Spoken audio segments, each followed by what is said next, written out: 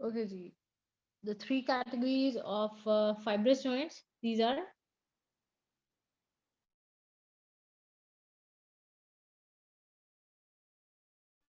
syndesmosis and gomphosis. Sutures skulls के दरमियान में, skull bones के दरमियान में, ठीक है. And they are temporal joints. और हमने कहा था कि immovable हैं, तो इसलिए हम कह देते हैं they are synarthrosis. फिर syndesmosis हमने कहा कि a longer interosseous ligament is connecting the two parts, और उसमें slight movement possible है, and they are called amphiarthrosis. ठीक है. Gomphosis हमने कहा special kind of fibrous joint, ये भी immovable होते हैं normally. Tooth in a socket, or they are connected to each other by periodontal ligament. ठीक हो गया. Now इसके बाद हमने डिस्कस करनी है further categories of sutures. Sutures जो हैं they are not of one shape, उनकी डिफरेंट शेप्स होती हैं. ठीक है. तो according to their shape, the shape of articulating surfaces, हम उनको हम क्लासिफाई करते हैं as these categories. Now, first category is serrate sutures. Serrate sutures क्या है कि when the two bony parts, they are like this.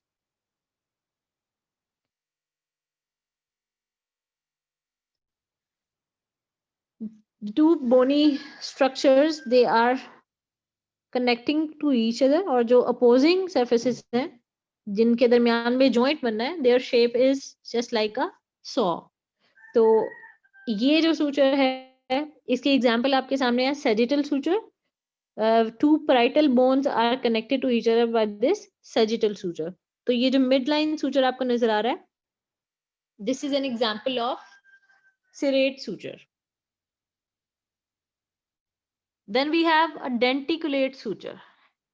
Denticulate suture कौन सा होता है कि जिसमें एक जो bony part है, this is just like this, and the other bony part is like this. Okay?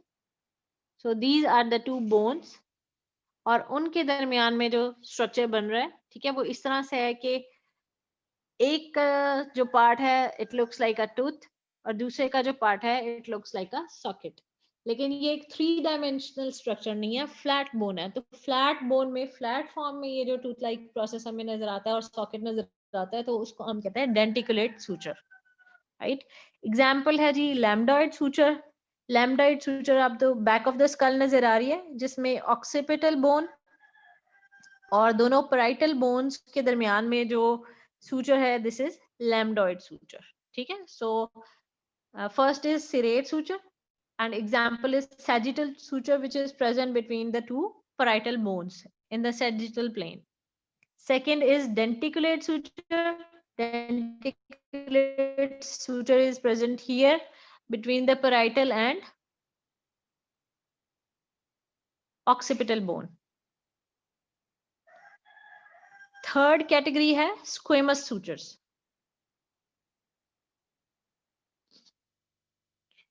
Squamous suture में अगर हम देखें तो आपको नजर आ रहा है कि these are reciprocally beveled bone margins which overlap each other. Example है जी टेम्पोरोपैराइटल बोन. ये जो साइड पे आपको बोन नजर आ रही है, ग्रीन कलर में पैराइटल बोन है, और ये जो पर्पल कलर में आपको नजर आ रही है, this is a temporal bone. तो इनके दरमियान में जो जॉइंट है, दिस इज स्क्वेमस सूचर. ठीक. मैं आपको क्रॉस सेक्शन अभी दिखाऊंगी, लेकिन अगर आपको ये क्रॉस सेक्शन में नजर आए तो एक बोन जो है अगर उसकी शेप इस तरह से है तो दूसरी बोन की शेप इस तरह से हो जाती है. राइट. अब आपको नजर आ रहा है एक बोन यहाँ से ज्यादा विड्थ से कम विड्थ की तरफ जा रही है, और दूसरी जो बोन है उसकी विड्थ यहाँ से इंक्रीज हो रही है. ठीक.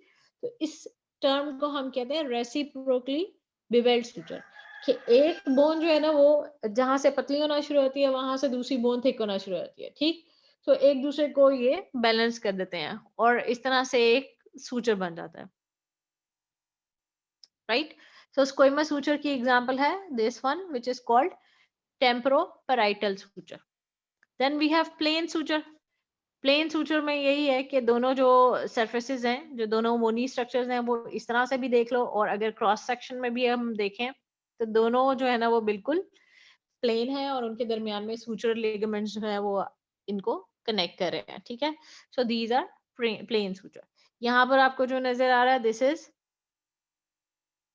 अपर जॉ में आपको उसका इंफीरियर सरफेस नजर आ रही है दोनों मैग्जिला की, ठीक है, और दोनों साइड की जो मैग्जिला है राइट एंड लेफ्ट साइड की, they are connected to each other by plain sutures, ठीक है.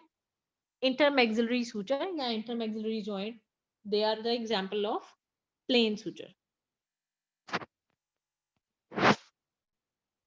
Okay, so this is a special suture, ठीक है. उसमें आपको you can see here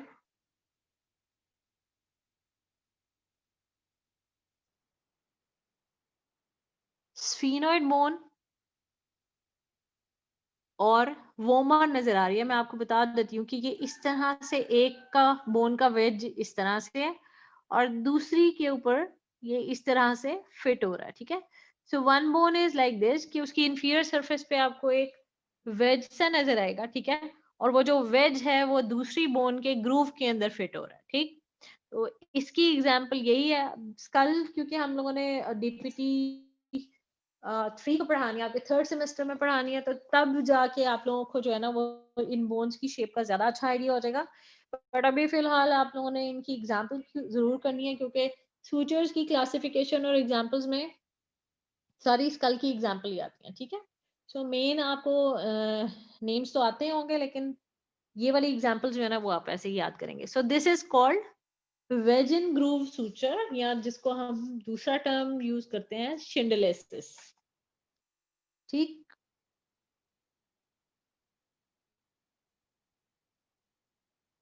जी. सो ये this is a summary of all the sutures, ठीक है. अब पहले मैंने आप लोगों को जो है वो सुपरफिशियल सा एक व्यू दिया था, अब आपको जो है ना ये क्रॉस सेक्शन में पता चल रहा है, ठीक है, कि प्लेन सूचर जो है वो दोनों बोन का अगर क्रॉस सेक्शन देखो तो दोनों की जो सरफेस है बिल्कुल स्मूथ है. सिरेट सूचर में अगर आप देखें तो वो सॉ लाइक.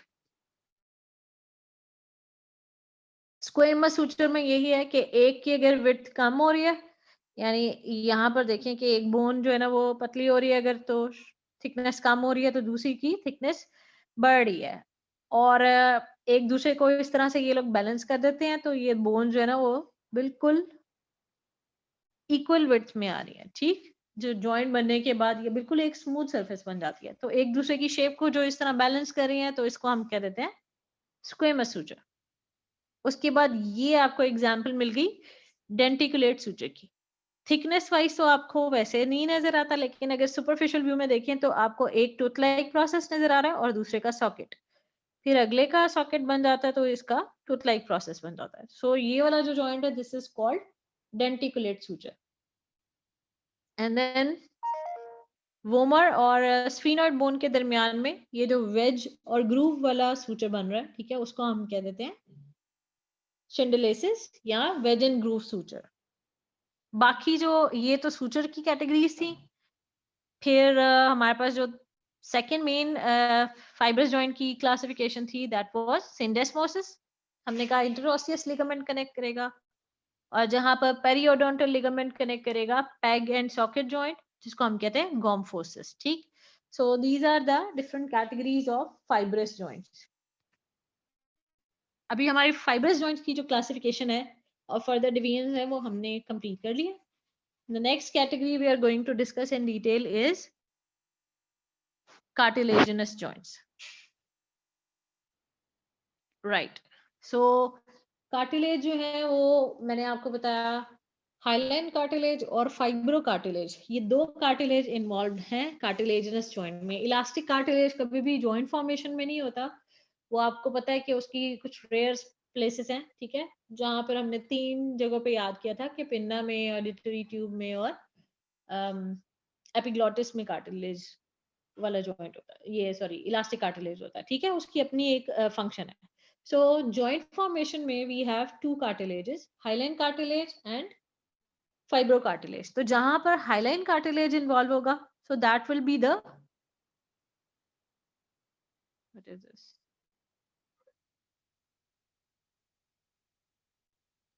Okay.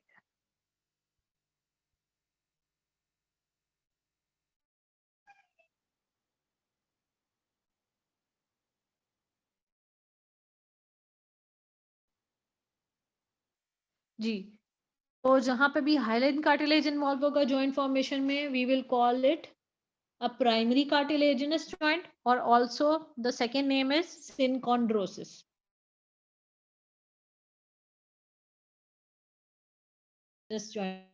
सिनफिसिस, ठीक. So the first category is primary cartilaginous joints, ठीक. तो दीज टू बोन्स, यहाँ पर आपको पता चल रहा है कि they are joined by hyaline cartilage, there are no movements, और बिल्कुल सूचर्स की तरह दीज आर टेम्पररी जॉइंट्स. इसका मतलब ये है कि the primary cartilaginous joint with age they vanish, ठीक है. एज के साथ साथ जो है वो ऑसिफाई हो जाते हैं, बोन में कन्वर्ट हो जाते हैं. अब प्राइमरी कार्टिलेजिनस जॉइंट की एक एग्जांपल जो है वो ग्रोइंग एंड में होती है, ठीक है. एपिफिजियल प्लेट जो है, this is hyaline cartilage present between the end epiphysis and diaphysis. तो मेटाफिसिस वाले रीजन में ये जो एक एपिफिजियल प्लेट होती है, यहाँ पर ग्रोथ के दौरान में कार्टिलेज होता है, कार्टिलेज से ऑसिफिकेशन चलती रहती है, जो हमने पहले प्रोसेस पढ़ा भी था, ठीक है. जब ग्रोथ वाली एज खत्म हो जाती है, तो after that this epiphyseal plate of cartilage is converted into bone completely, और हमें सिर्फ और सिर्फ एक लाइन नजर आती है, एपिफिजियल लाइन, ठीक है. सो ये टेम्पररी जॉइंट है, हाइलाइन कार्टिलेज में होता है, ठीक है. इसी तरह से जो joint between first rib and manubrium स्टर्नाई, sternum के और फर्स्ट रिब के दरमियान में जो जॉइंट बन रहा है, this is primary cartilaginous joint. अब ये एक एक्सेप्शन है, ठीक है. फर्स्ट रिब और स्टर्नम के दरमियान में जो जॉइंट है, this is primary cartilaginous joint, immovable joint है, लेकिन ये टेम्पररी नहीं है. दिस इज वन एग्जाम्पल कि ये परमानेंट जॉइंट है, ठीक है. ये कार्टिलेज हमेशा यहाँ पे हाइलाइन कार्टिलेज रहेगा, अदरवाइज प्राइमरी कार्टिलेजिनस जॉइंट्स जहां पे भी बनते हैं वहां पर खत्म हो जाते हैं एज के साथ, ठीक. लेकिन सिर्फ ये वाला जो जॉइंट है between the first rib and manubrium sterni, this remains as such, ठीक. तो ये परमानेंट है. So normally these are temporary joints and they do not have movement. No movement वाली कैटेगरी कौन सी थी? दिस इज कॉल्ड सिनआर्थ्रोसिस, ठीक है. तो अगेन प्राइमरी कार्टिलेजिनस जॉइंट्स जो हैं दे कम इनटू सिनआर्थ्रोसिस. सेकेंडरी वाले जो हैं वो एम्फीआर्थ्रोसिस में आ जाएंगे. ओके. सो एक एग्जांपल हमारे पास एपिफिजियल प्लेट की या ग्रोइंग प्लेट की होगी.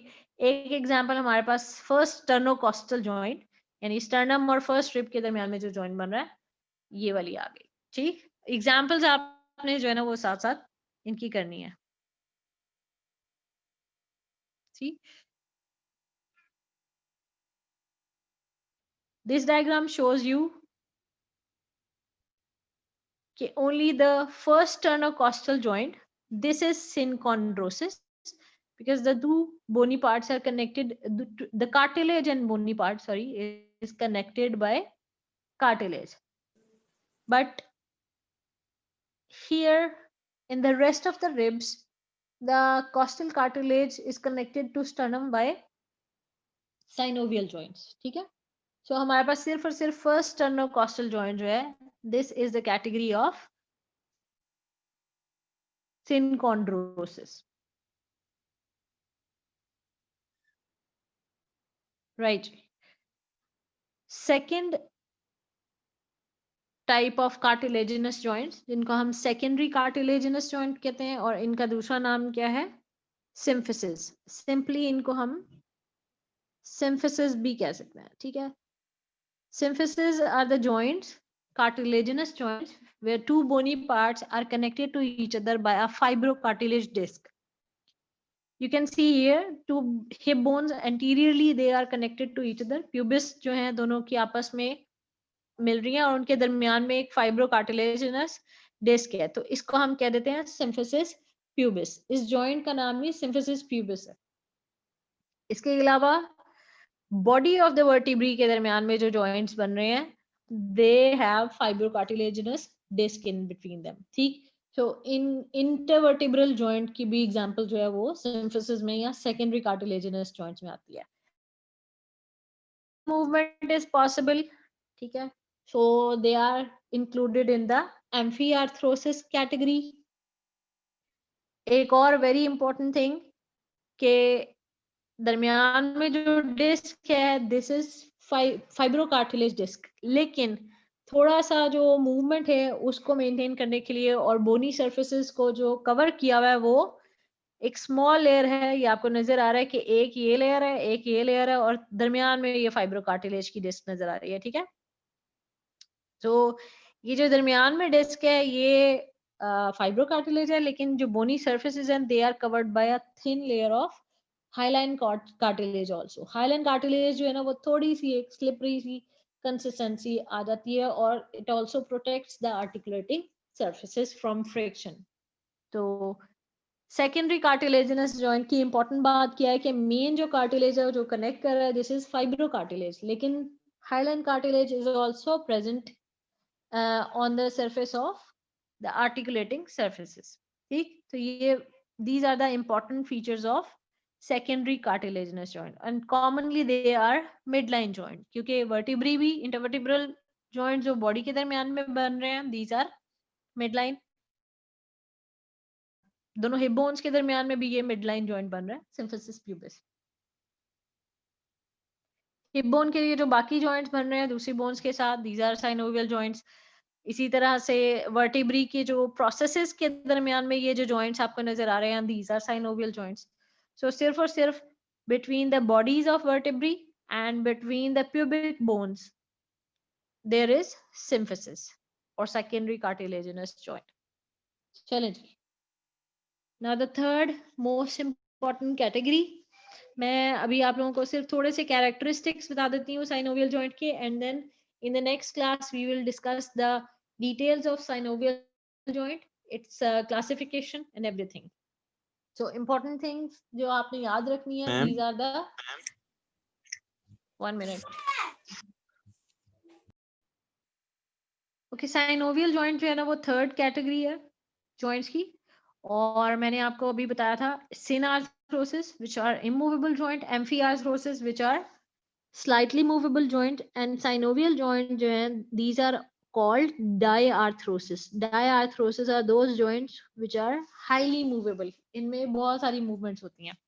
तो characteristic features क्या है, freely movable joints है। अब आप देख लें कि you can see two bony parts, ठीक है।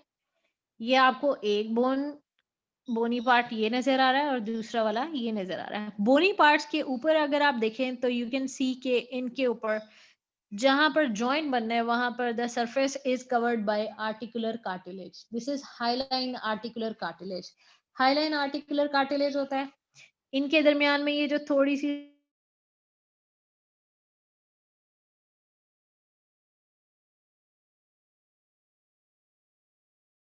हम कह देते हैं साइनोवियल कैविटी, ठीक। साइनोवियल कैविटी, साइनोवियल फ्लूइड, ठीक। उसके बाद द होल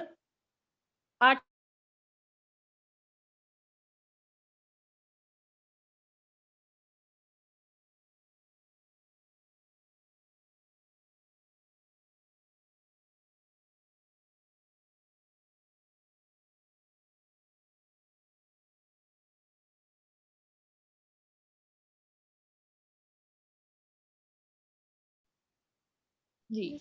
सो अभी आपने जॉइंट्स कर लिए हैं, शोल्डर जॉइंट भी कर लिया है और एल्बो जॉइंट भी कर लिया है। यू नो क्लियरली कि